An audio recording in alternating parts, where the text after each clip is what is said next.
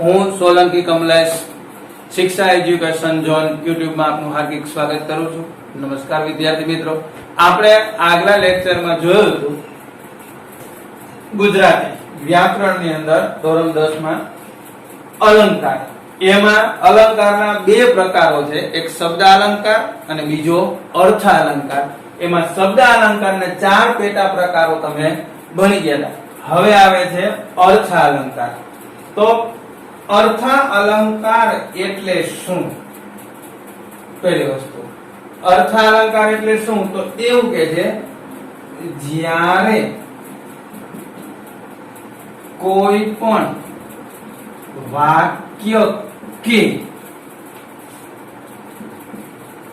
પંક્તિને અર્થ દ્વારા આકર્ષક કે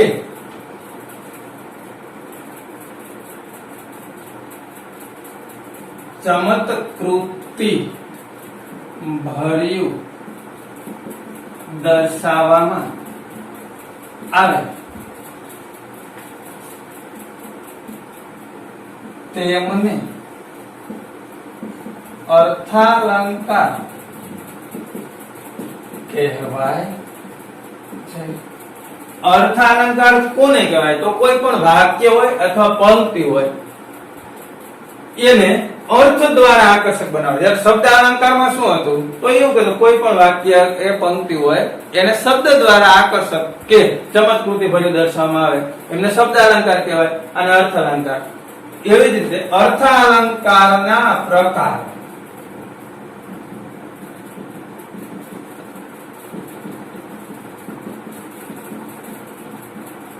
અર્થ અલંકારના પ્રકારોમાં પહેલો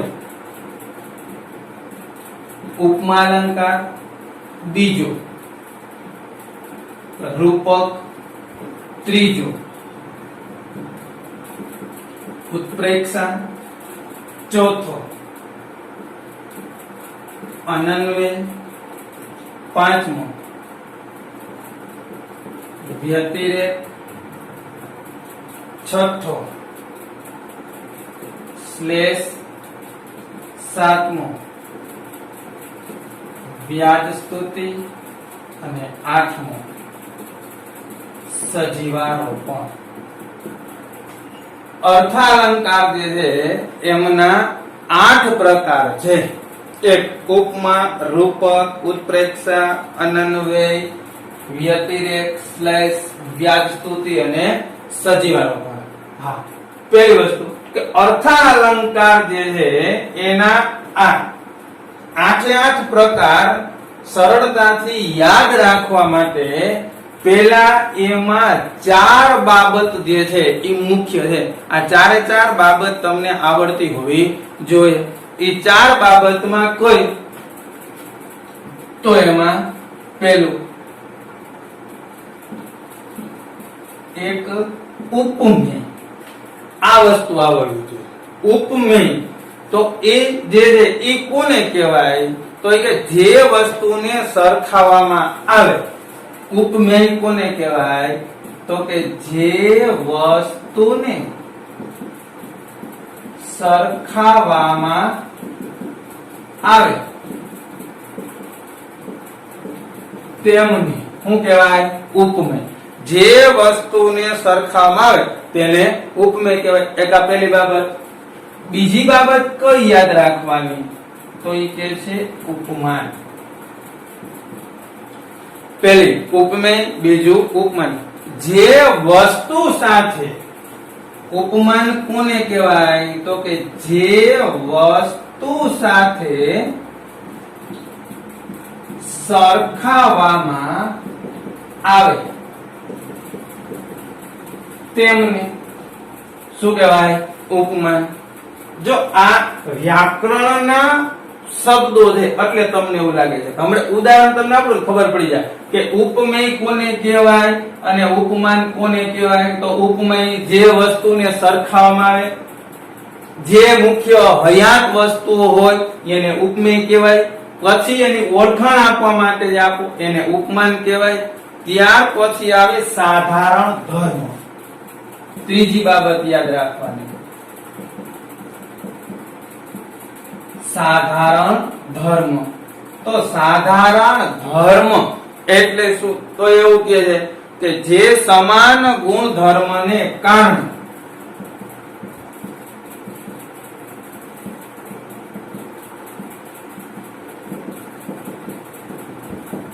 સાધારણ ધર્મ એટલે જે સમાન ગુણધર્મને કારણે ઉપમેય અને ઉપમાનને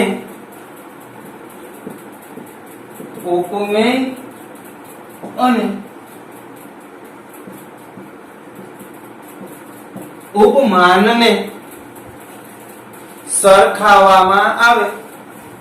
જે સમાન ગુણધર્મને કારણે ઉપમેય અને ઉપમાનને સરખાવવામાં આવે તેમને સાધારણ ધર્મ કહેવાય છે. અને ચોથી બાબત છે ઉપમાવાચક શબ્દ.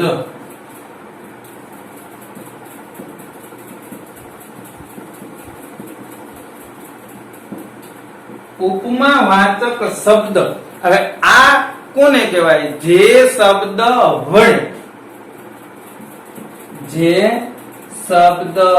વડે સરખામણી કરવાની હોય અથવા સૂચવવાની હોય. જે શબ્દ વડે સરખામણી કરવાની હોય તેમને અથવા તેવા શબ્દોને ઉપમાવાચક શબ્દ કહેવાય છે. આ ચારે ચાર બાબત ખાલી ધ્યાનમાં રાખવાની છે. તો કે આપણે પરીક્ષામાં જે છે એ આ કઈ વસ્તુ પૂછાતી નથી એટલે ન આવડે એવું નથી. સમજાણું? કેમ કે મુખ્ય કોઈ પણ વસ્તુ જે છે એનો પાયો જે છે એ મુખ્ય છે, એ આવડતો હોવો જોઈએ. પહેલેથી જે વસ્તુ છે, પેલા ધોરણ બેઠતા કલમ ખડીઓ જે છે એ પાયો કહેવાય, એ આવડતો છે. અત્યારે ભલે નથી આવડતો પણ ઓળખતા આવડતો હોવો જોઈએ. આખે આખું કલમ ખડીઓ જે છે આમ 10મા ધોરણમાં કરો ટ્રાય, આખો બોલજો. કલમ, ખટારો, ગણપતિ, ઘર, ચકલી, છત્રી, જમરૂક, જબલું, ટપાલી, ખડીઓ, ડગલો, ટગલો, અણાફે, તલવાર, થડ, રંગારી, પતંગ, ખાનક, બકરી, કમરો, મરચું, એમ આખું બોલો નહીં આવડે. પણ તમને આપણે વળાંક આપો કે આ કયો અક્ષર છે તો તમે કહી દો ત છે. એટલે એમ આ વસ્તુ જે છે ભલે વ્યાખ્યાનો પણ ઓળખતા આવડતી હોવી જોઈએ. વ્યાકરણમાં ખાસ મહત્વની વસ્તુ આ જ છે, પાયાની વસ્તુ જે છે એ આવડતી. આ ચારે ચાર વસ્તુ જેને આવડતી હોય છે એને આ 8 પેટા પ્રકારો અર્થાલંકારના આવડશે. કેમ કે જેમ શબ્દ અલંકારની જેમાં નથી. શબ્દ અલંકારમાં તમારે એવું હતું કે તમે જે છે એ આમ જોઈને જ કહી દેતા કે આ વર્ણનપ્રાસ અલંકાર છે, આ શબ્દાનુપ્રાસ છે, આ જે છે એ આંતરપ્રાસ છે, અંત્યાનુપ્રાસ છે, એમાં આવડી જતું. પણ આ વસ્તુ જે છે અર્થાલંકાર, તો એ તમારે આખું વાક્ય વાંચવું પડે અને એનો અર્થ જાણવો પડે અને પછી તમને ખબર પડે. અને ઈ જાણવા માટે આ ચારે ચાર વસ્તુ જે છે ઈ મહત્વની છે. ઉપમેય, ઉપમાન, સાધારણ ધર્મ અને ઉપમાવાચક શબ્દ. ઉપમેય કોને કહેવાય? તો મુખ્ય જે હયાત વસ્તુ જે છે એને ઉપમેય કહેવાય. અને પછી જે છે એ આવે ઉપમાન. જો આ બેનું સામાન્ય ઉદાહરણ તમને આપું તો તમારું નામ જે છે ઈ માની લ્યો કે કોઈ પ્રકારનું તમારું નામ છે, મુખ્ય નામ તમારું કમલેશ છે અને તમને જે છે એ કોઈ બીજા ઉપનામથી બોલાવતું હોય છે. તમે ઘણા બધા વિદ્યાર્થીઓ હોય છે કે સાહેબના બીજા નામ પાડતા હોય. જો બીજા નામથી ઓળખતા હોય એને શું કહેવાય? ઉપમાન. હકીકત આ વ્યાકરણ શબ્દ ઉપનામ. સમજાણું? આમાં આપ્યું છે ઉપમાન. અને જે એનું મુખ્ય નામ હોય એને શું કહેવાય? ઉપમેય. કોઈ વસ્તુ કે વ્યક્તિની સરખામણી કરવા માટે તમે જે છે, દાખલા તરીકે તમે અહીંયા છો અને કોઈ પણ વસ્તુ જે છે તો તમે એમ કહો કે આ વ્યક્તિ કોના જેવો લાગે છે, તો તમને ઓલા વ્યક્તિને જોયો નથી, ખબર નથી, બરોબર છે. એટલે એની ઓળખાણ આપવા માટે તમે એને જે જોયેલી વસ્તુ જે છે એને કહો કે ભાઈ આ વ્યક્તિ તો સલમાન ખાન જેવો લાગે છે. એટલે ઓલાએ સલમાન ખાનને જોયો, તમે જોયો તો એ વ્યક્તિ એના જેવો લાગે, તો એને તમે ઉપમાન એટલે બીજું નામ જે આપ્યું, બરોબર. એટલે બે વ્યાખ્યાઓ આમ જોઈએ તો સરળ જ છે કે ઉપમેય જે વસ્તુ સરખાવવાની હોય એને ઉપમેય કહેવાય અને જે વસ્તુ સાથે સરખાવવામાં આવે એને કહેવાય ઉપમાન. સાધારણ ધર્મ તો જે સમાન ગુણધર્મ જે છે બેયમાં લાગુ પડતો હોય એને કહેવાય જે છે સાધારણ ધર્મ. અને આ ઉપમેય અને ઉપમાન આ બે વસ્તુને જે છે એ સરખાવવા માટે જે શબ્દોના તમે ઉપયોગ કરો એને કહેવાય ઉપમાવાચક શબ્દ. આ જે અર્થાલંકાર. હવે આ વસ્તુ આવડતી હોય એટલે આ અલંકારો જે છે એના પ્રકારો તમને શીખવા સાવ સહેલા લાગે. તો હવે આપણે પહેલો પ્રકાર જે છે એની શરૂઆત કરીએ. પહેલો પ્રકાર છે ઉપમા અલંકાર.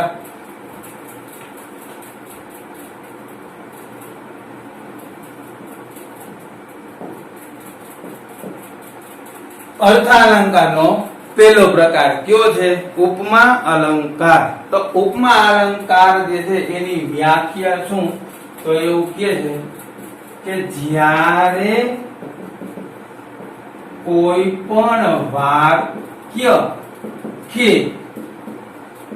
પંક્તિને, જો આ ઉપમા અલંકાર શીખો એટલે પહેલા જ મેં તમને કીધું ઉપમેય અને ઉપમાન જે છે એ આવડતા હોવા જોઈએ.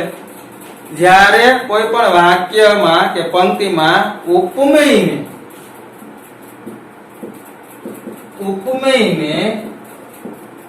ઉપમાન કરતા ચડિયાતું ગણવામાં આવે ત્યારે તેમને ઉપમા અલંકાર કહેવાય છે. હું કે ઉપમા અલંકાર જ્યારે કોઈ પણ વાક્ય કે પંક્તિને ઉપમેયને ઉપમાન કરતા કેવું ગણવામાં આવે? ચડિયાતું. હંમેશા ઉપમાન જે છે ઈ ચડિયાતું હોય, પણ આ એવું કહે છે કે ઉપમેય જે છે એને ચડિયાતું ગણવામાં આવે તો એને ઉપમા અલંકાર કહેવાય. અને બીજી વસ્તુ કે ઉપમા અલંકારને યાદ રાખવું હોય તો બીજી બાબત તો એમાં આવડવું જોઈએ ઉપમા વાચક શબ્દો. ઉપમા અલંકાર જે છે એના વાક્ય કે એની પંક્તિમાં ઉપમા વાચક શબ્દો આવે તો એ કેવા આવે? તો આવા બધા: જેવું, જેવી, જેનું, જેના, જેમ, સરખું, પેઠે, સી. આ શબ્દો આવે કે ઉપમા અલંકાર ત્યારે જ બને કે એની અંદર આવા બધા શબ્દો જે છે એ આવતા હોય. મતલબ ઉપમેય જે છે એના જેવું ગણાતું હોય. હવે ઉપમા અલંકારના ઉદાહરણ જો તો એવું કે દમયંતીનું મુખ ચંદ્ર જેવું લાગે છે. બસ પરીક્ષામાં આ રીતે પૂછાય છે કે દમયંતીનું મુખ ચંદ્ર જેવું લાગે છે. અહીં કાઉન્સમાં તમને અથવા એમાં પરીક્ષામાં સૂચના આપી હોય કે અલંકારનો પ્રકાર ઓળખાવો. હવે તમારે શું જોવાનું છે? તો પહેલી વસ્તુ કે જો એક જ પંક્તિ આપી છે, પંક્તિમાં કીધું દમયંતીનું મુખ ચંદ્ર જેવું લાગે છે, તો જેવું આવ્યું ઉપમાવાચક જેવું. તો આ ઉપમાવાચક શબ્દ કોનો છે? બધાયના જો ઉપમા અલંકારના, ઉત્પ્રેક્ષાના, પછી અનન્વયના બધાયના ઉપમાવાચક શબ્દો હોય છે. તમે એનાથી ઓળખી શકો. તમને આમ ન ખબર પડે કે આમાં ક્યાં ઉપમેય છે કયું ઉપમાન છે, એમ ન ખબર પડે તો આવી જાવ. હવે બીજું કઈ વાંધો નહીં, તમે આ જો કે આ દમયંતીનું મુખ આને કહેવાય ઉપમેય. ચંદ્ર છે ઈ છે ઉપમાન. આ છે ઉપમાવાચક શબ્દ અને આને કહેવાય સાધારણ ધર્મ. જોઈ લો તમે ચારે ચારની વ્યાખ્યા હોય પ્રમાણે જો તો ખબર છે. શું કામ? મેં તમને પહેલા કીધું જે વસ્તુ હયાત હોય મતલબ જેની સાથે સરખાવવામાં આવે એને કહેવાય ઉપમેય. તો જો દમયંતીનું મુખ તો આને સરખાવવામાં આવી, જે વસ્તુ સાથે સરખાવવામાં આવે તો એ ચંદ્ર છે. દમયંતીનું મુખ કેના જેવું લાગે છે? ચંદ્ર જેવું, એટલે એને કહેવાય ઉપમાન. પછી હકીકત દમયંતીનું મુખ જે પ્રકારે હોય પણ એને કઈક અલગ લાવવા માટે એને કીધું દમયંતીનું મુખ ચંદ્ર જેવું લાગે છે. હવે અલંકાર તો આમાં જેવું, જેવી, જેના, પેઠે, સી, સરખું, સમાન એવા બધા જે આવતા હોય શબ્દો એને કહેવાય ઉપમાવાચક શબ્દો આવતા હોય એને કહેવાય ઉપમા અલંકાર. જો સામે બીજો આવશે ને તરત ખબર પડી જાય. આ અર્થાલંકારનો બીજો પ્રકાર જે છે એ કયો છે? રૂપક. હવે રૂપક તમે જોવો ને એટલે પછી બેયમાં તફાવત ખબર પડી જાય. કેમ એક અલંકાર મૂક્યો તો એકમાં તમને ખબર પડે નહીં કે ભાઈ ઉપમા અલંકાર છે કે આ છે, પણ બે વસ્તુ થાય તો આપણને ખબર પડે. જે કેમ કે જાજી વસ્તુ હોય તો આપણે નક્કી કે આ વસ્તુ આ છે, આ વસ્તુ આ છે. તો એમ આ બેયમાં શું ફરક છે બેયના ઉદાહરણમાં? તો એક આ બે તમે ભણો તો તમને ખબર પડે. હવે ત્યાર પછીનો જે છે એ રૂપક અલંકાર એવું કે છે જ્યારે કોઈ પણ વાક્ય કે પંક્તિમાં ઉપમેય અને ઉપમાનને એકરૂપ એટલે કે સરખા દર્શાવવામાં આવે ત્યારે તેમને રૂપક અલંકાર કહેવાય છે. એવું કહે કે રૂપક અલંકાર કોને કહેવાય? તો જો આવું કીધું હતું ઉપમેયને ઉપમાન કરતા કેવું કરાય? ચડિયાતું. આ હું કહે છે કે ઉપમેય અને ઉપમાનને બેયને કેવા દર્શાય? એકરૂપ. બેય કેવા આવે છે? સરખા જ આવે છે. ત્યારે એને કહેવાય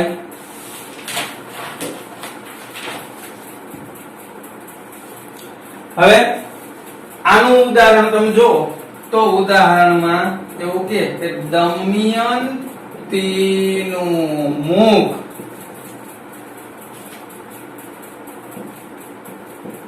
ચંદ્ર છે. આ સીધે સીધું જ સમજાણું તમને કે આની અંદર સાધારણ ધર્મ આવતો નથી. આની અંદર જે ઉપમાવાચક શબ્દો આવતા નથી. સીધું જ હોય, બે જ હોય, ઉપમેય અને ઉપમાન. દમયંતીનું મુખ ચંદ્ર છે. જો આમાં એમ કીધું છે દમયંતીનું મુખ ચંદ્ર જેવું લાગે છે, એ તમારે અનુમાન લગાવો કે લાગે છે. આમાં તો ચોખ્ખું દમયંતીનું મુખ ચંદ્ર છે.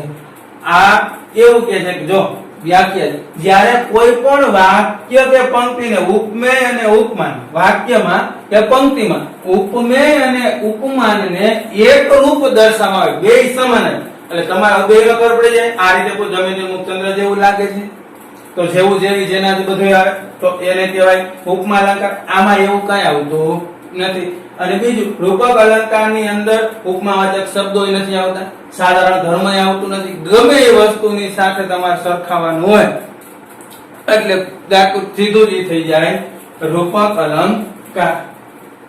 હવે આ જ રીતે ત્રીજો પ્રકાર એનો અર્થાલંકારનો એ છે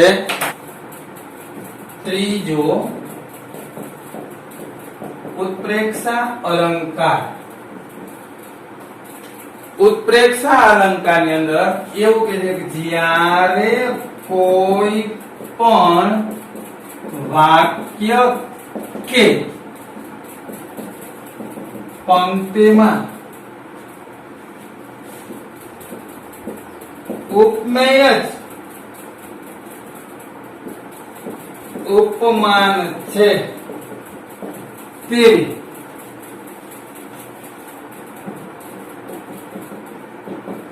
તર્ક શક્તિ દર્શાવવામાં આવે તેમને ઉત્પ્રેક્ષા અલંકાર કહેવાય છે. એવું કે છે ઉત્પ્રેક્ષા અલંકાર કોને કહેવાય?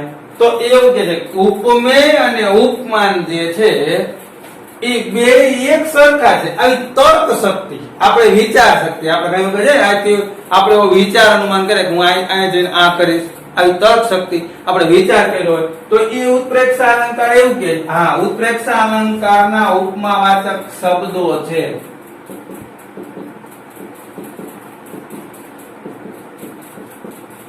ઉપમાવાચક શબ્દો એના ચાર જે છે: જાણે, રખે, સખે અને શું. ઉત્પ્રેક્ષા અલંકાર જે છે એના ચાર જે છે એ ઉપમાવાચક શબ્દો છે. હવે એનું ઉદાહરણ ઉત્પ્રેક્ષા અલંકારનું તો પેલું એવું કે ઓલું જ આપણે લઈ લઈએ, જોઈ એ ત્રણેયમાં એને તમે કયો એ રીતે આપણે જોઈએ તો દમયંતીનું મુખ જાણે પૂનમનો ચંદ્ર. દમયંતીનું મુખ જાણે પૂનમનો ચંદ્ર. જો એવું જાણે, રખે, સખે, શું. એ જ રીતે બે હાઈરે ભેગા કરો એટલે ખબર પડી જાય. સીધો જ બીજો અનન્વય અલંકાર. અનન્વય અલંકાર એ શું કહે છે કે જ્યારે કોઈ પણ વાક્ય કે પંક્તિમાં ઉપમેયને યોગ્ય ઉપમાન ન મળતા. જો સાંભળજો, અનન્વય અલંકાર શું કે જ્યારે કોઈ પણ વાક્ય કે પંક્તિમાં ઉપમેયને યોગ્ય ઉપમાન ન મળતા, એટલે એવી વસ્તુ છે કોની યાર સરખાવવું.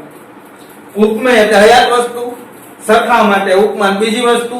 હવે એવું કે છે ઉપમેયને યોગ્ય ઉપમાન ન મળતા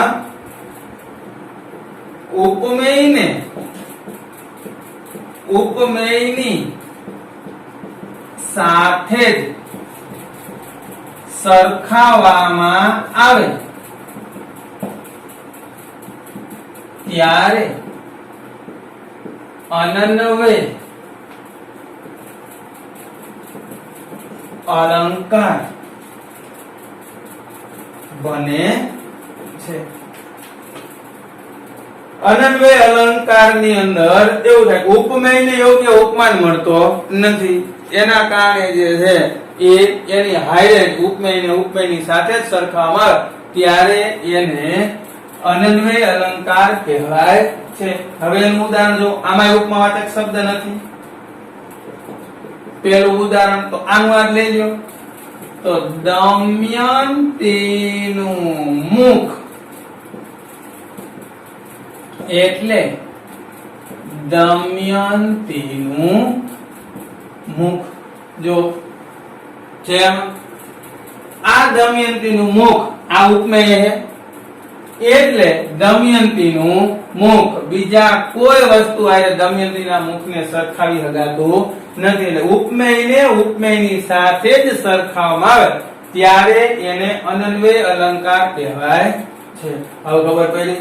છતાંય જો હમણાં પાછું તમને ચારે ચાર ના ઉદાહરણો લખી અને રિવિઝન કરું. જો આપણે ચાર ભાઈને એક કયો ઉપમા, બીજો કયો રૂપક, ત્રીજો કયો ઉત્પ્રેક્ષા અને ચોથો કયો અનન્વય.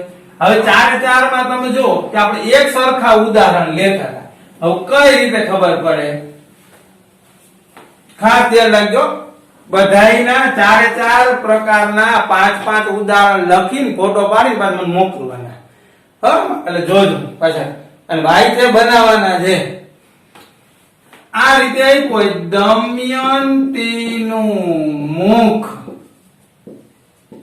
ચંદ્ર જેવું લાગે છે. પછી બીજો દમયંતીનું મુખ જાણે પૂનમનો ચંદ્ર. ત્રીજું દમયંતીનું મુખ એટલે દમયંતીનું મુખ. ચોથું, દમયંતીનું મુખ ચંદ્ર છે. હવે તમને એમ કે આ ચાર ઉદાહરણો છે, એ ચાર ઉદાહરણોમાંથી રૂપક અલંકારનું ઉદાહરણ કયું? તો આપણાને એટલી જ વસ્તુ ખબર હોવી જોઈએ કે રૂપક અલંકારની અંદર ઉપમેય અને પ્લસ ઉપમાન એક રૂપ હોય. કેવા હોય? એક રૂપ. અને એક રૂપ હોય એટલે એની અંદર સાધારણ ધર્મ હોતો નથી, ઉપમાવાચક શબ્દ હોતો નથી. તો આ તમે આખું વાંચો. દમયંતીનું મુખ ચંદ્ર જેવું લાગે છે, તો આની અંદર જેવું લાગે છે ઉપમાવાચક શબ્દ આવ્યો. દમયંતીનું મુખ જાણે પૂનમનો ચંદ્ર, તો જાણે આવ્યું તો એ ઉપમાવાચક શબ્દ લઈ ન થાય. દમયંતીનું મુખ એટલે દમયંતીનું મુખ, ઉપમાવાચક શબ્દ આવ્યો, અથવા એકનો એક શબ્દ બીજી વાર આવ્યો એટલે એ થાય નહીં. ત્યાર પછી દમયંતીનું મુખ ચંદ્ર છે, આને કહેવાય રૂપક અલંકાર. ખબર પડી?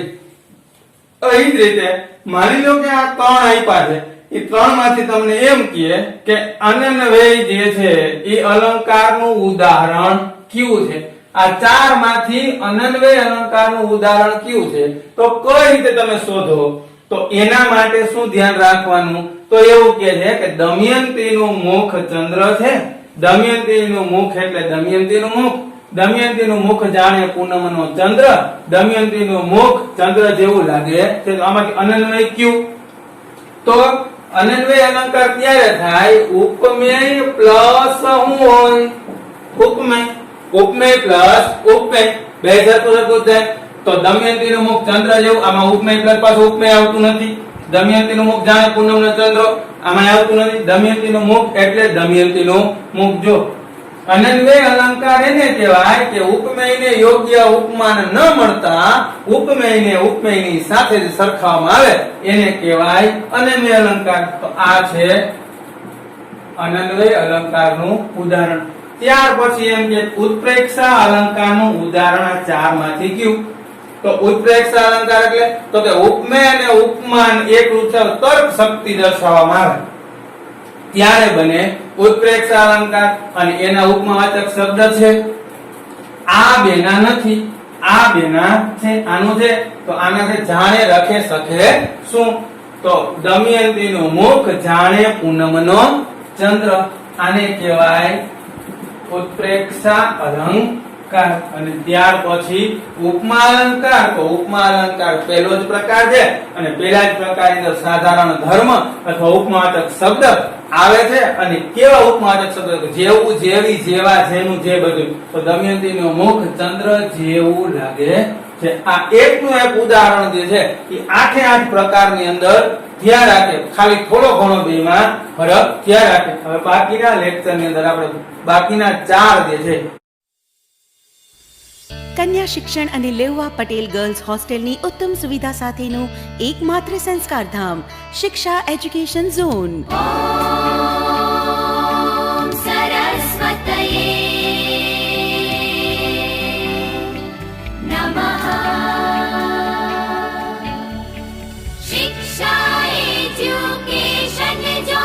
કન્યા શિક્ષણનું શ્રેષ્ઠ માધ્યમ શિક્ષા એજ્યુકેશન ઝોન કાલાવાડ.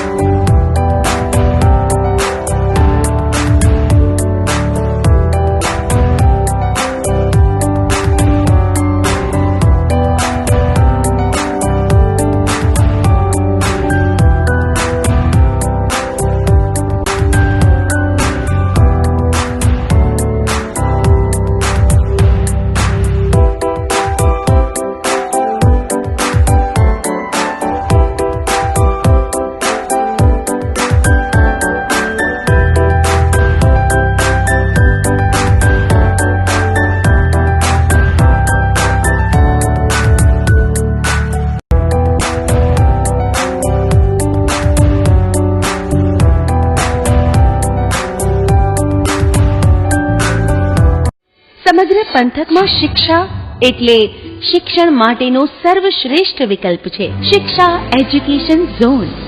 આજે જ સંપર્ક કરો.